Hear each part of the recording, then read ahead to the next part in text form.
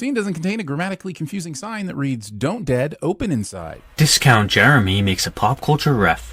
The next two sins in a row are both pointing things out on the screen. I knew it wasn't in the vents or we would have all been infected weeks ago. And how convenient the airborne contaminant hasn't made it into the vents for whatever reason. But by all means, continue operating like it won't. I can think of several possible explanations for why the cordyceps haven't gotten into the hospital vents. For example, the basement ventilation system might not be connected to the rest of the hospital, or the basement vents could be blocked in some way.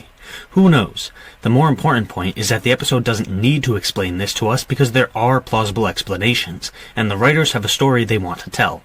Calling it convenient is really stupid because you could apply that label to pretty much anything, given the fact that fictional stories always happen the way the writers make them happen. Big ass generator down there. Natural gas, baby. Forcing me to spend half an hour researching how common natural gas generators were across the Pacific Northwest in 2003, and whether natural gas breaks down like gasoline over time. And you know how we feel about research here. Nothing burger sin is a burger full of nothing.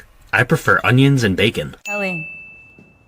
Yes? When Ellie met Dina. Discount Jeremy makes a pop culture. Also, quick question. If the two of them have relocated to this theater now, who's watching Shimmer? I presume she was left locked up in the music store. Does she even have food? Is she just standing there on all the vinyl? Does it suck that Shimmer is most likely dead?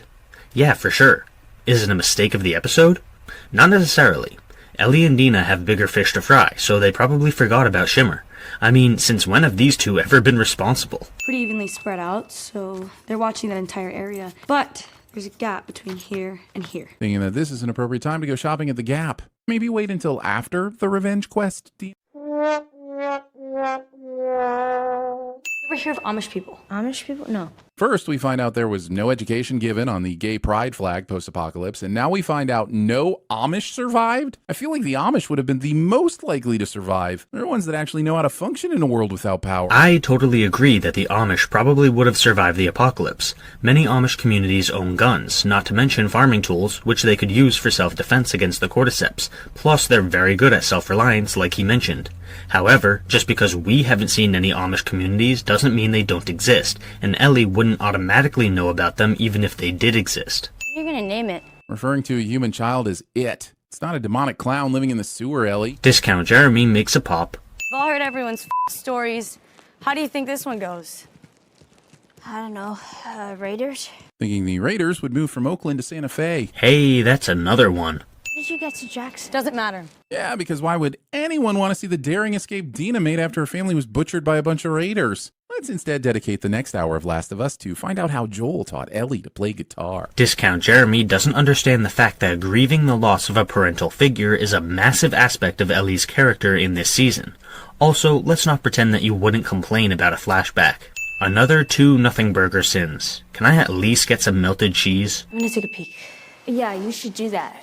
Because you're the one who can't get infected. Ellie throws this immunity around like she can't be killed. But she can absolutely be killed. Most of these spore zombies don't just take one bite and move on. Just because one can't get infected doesn't mean one can't get eaten. That's true, but it's still marginally safer for Ellie to put herself on the front lines than Dina. And besides, Dina is pregnant, so Ellie is clearly trying to protect the baby. Last resort. You got it.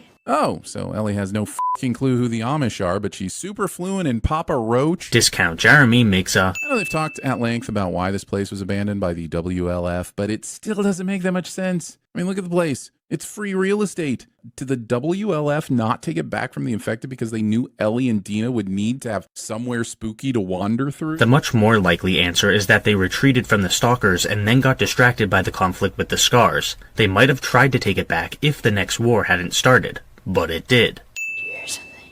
Dina definitely just heard an obnoxious person ask, "Do you hear something?" breaking her concentration on the thing she was actually listening for. Sure, this would be very annoying, but it's also not a sin of the episode.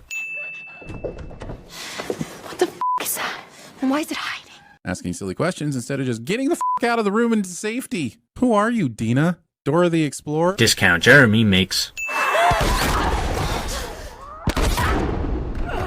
Jesse Ex Machina. How does Discount Jeremy still not know what Deus Ex Machina means? The park!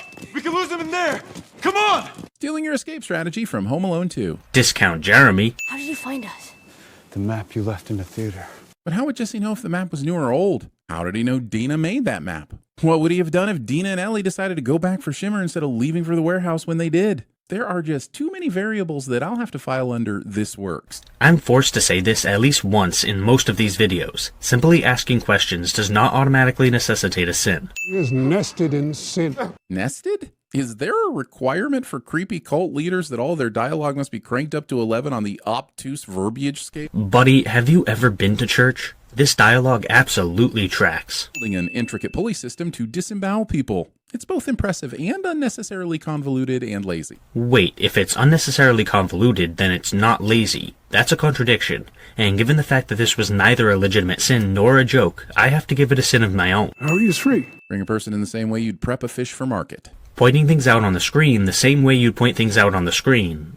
Wait, that doesn't really make sense. Who wrote this goddamn script? I'll leave them away. Get her out. Ellie living under the belief that being immune to cordyceps is the same thing as being immune to arrows. Did you already forget that Dina is pregnant? Ellie is content with sacrificing herself as long as she protects the baby. It's really not that hard to understand. May she guide us. May she guide us. Creepy cults converse creepy catchphrases. Cliché. That's not a cliche, buddy. Come on, Bonnie. Naming your dog after a Vampire Diaries character and picking Bonnie instead of... No, wait. Bonnie was the right choice. Discount. It was a critter or something. All clear. Or something? Or something? Are you on patrol to let or somethings get by you? What if it was one of those smart infected? Or a petite young lady with a death wish? This is a good sin. In a post-apocalyptic world with zombies and cult members, these guys should be way more thorough. These WLF guards clearly attended the Stormtrooper School for aiming at things. Ellie is running through a dark room with all sorts of clutter. I'd be surprised if she did get hit. The idea of fungi and spores growing on surfaces can't be this big of a reveal, right? It's kind of what fungi and spores do. This episode's acting like people being able to breathe in this shit and get infected is a new discovery, and that can't be the case. It absolutely is the case. Nobody knew that the infection was airborne before now. Your personal incredulity fallacy is not a sin of the episode. The immune girl, you're real. Will every episode this season just be build up to some other character having the realization that Ellie is immune to the bites? Because that's a choice. Isn't this only the second time somebody has realized Ellie's immune? What the hell is this sin? That was Abby's father. And Joel.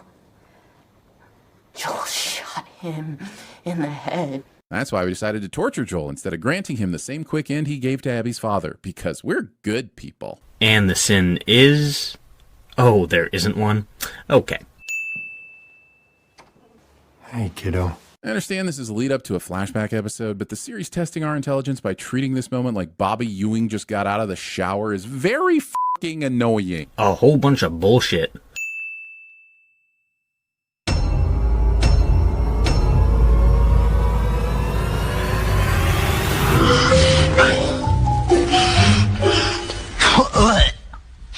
That smells like ass.